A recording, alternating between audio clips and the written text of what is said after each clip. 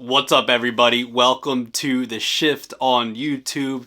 Francisco Rojas here, wishing you all a safe and happy new year, of course. Let's all have a great 2023, and that starts with you guys. And shout out to everybody that, subscribed, liked, or even if you didn't like any of my videos in 2022, even if you just gave any of my videos even a second to watch and you clicked on it, I really appreciate it. So shout out to everybody that has watched my videos, over the past 365 days, and looking forward to the next 365 more. Last video got into the whole John Olerud. I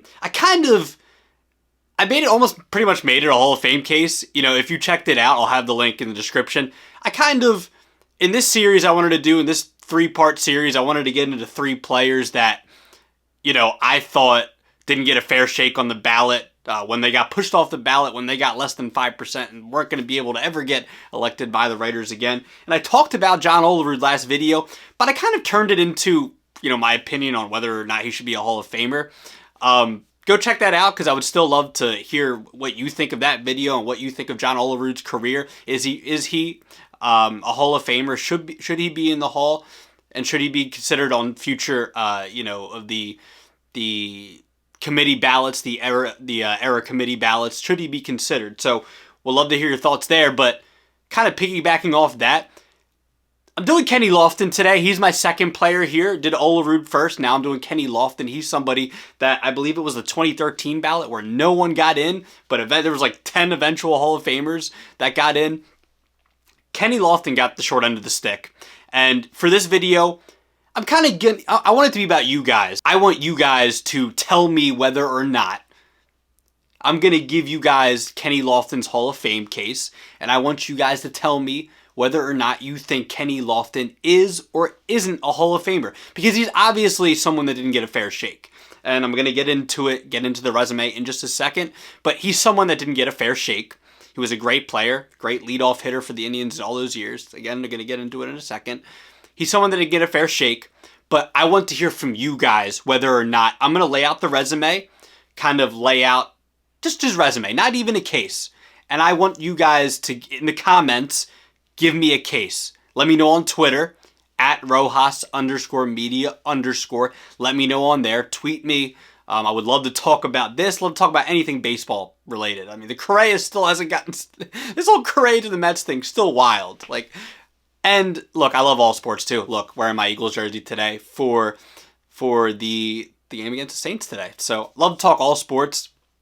But with the whole Kenny Lofton... him not getting a fair shake on the ballot back in 2013. He's been vocal about it in the past about, he didn't think he got a fair shake. And he's right. He didn't get a fair shake. There were a lot of guys that eventually made the Hall of Fame on that ballot, but there was the whole PED steroid thing, and there's been that controversy obviously over the last 15 years.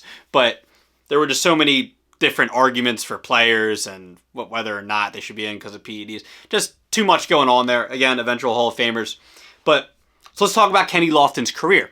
So obviously his first 10 years was a Cleveland Indian, or / Guardian now, right? Also was a one-time Atlanta Brave. And those were his great years. Those were his great years, especially early on. I think Lofton had somewhere between how many stolen bases a year? It was 65 stolen bases per year between 92 and 96. And obviously that's right up there. I don't remember if that led the league or not, but that's right up there. So those were his early years where he was putting up 65 stolen bases per year, an OPS above 17% above league average in that time span. So those were his first 10 years were his great years, right? He accumulated almost a 53 baseball reference WAR in that time span from 92 to 2001. He hit 303, 379, 428 for the slash line. OPS of 11% above league average. Averaged 48 stolen bases per year.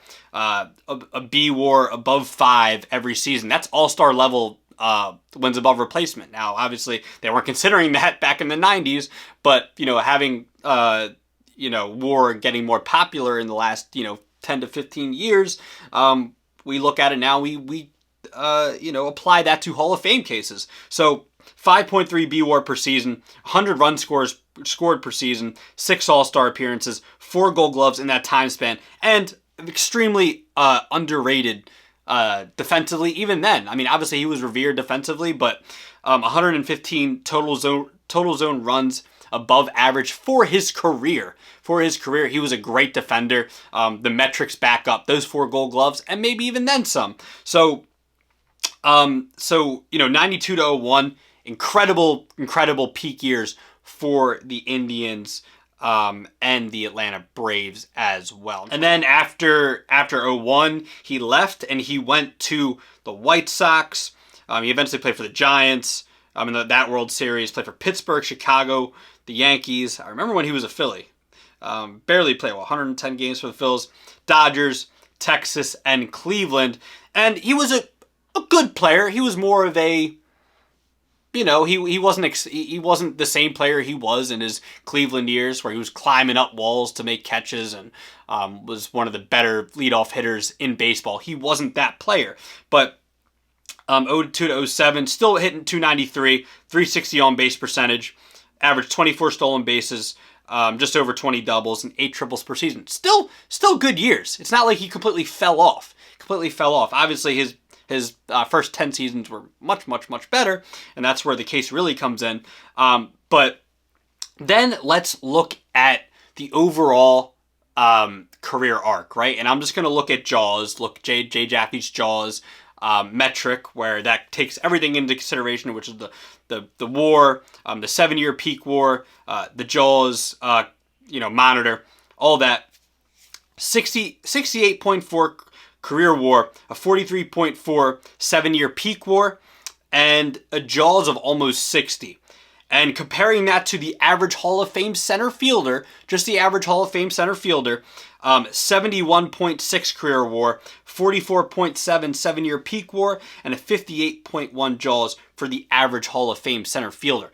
I mean, he's smack dab right in the middle. Smack dab right in the middle there. So do what you want with that. I mean, you could probably tell by the way I'm talking about how maybe I feel about Lofton possibly being a Hall of Famer, but do with that what you want. And then my last one I want to show you is the Tim Raines comparison. Tim Raines gets in on his 10th year on the ballot, was more of a sabermetrics backed player to finally get in the Hall, and he was. And Lofton has kind of gotten that love, but Tim Raines was somebody, dude, very, very similar numbers if you really want to look at it. Except for the OPS was, a little higher for Raines, 123 to 107 for Lofton's career. But Tim Raines had a WAR just over 69. Lofton had a WAR just over 68. And Lofton played 400 less games for his career. So it's interesting. The Tim Raines comparison's interesting. Raines had much higher stolen base rate, and that's probably where he separates himself a little bit from Lofton. But Lofton was still a great leadoff hitter, man. Still a great leadoff hitter. So Tim Raines, that comparison is very interesting.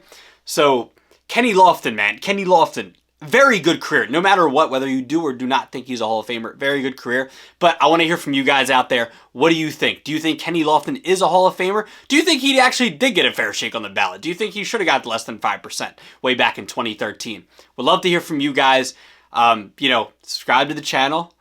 Like it. Start off your 2023 doing things right, okay? Doing things right. So make sure you're doing the right things. Make sure you're doing the right things in your life as well.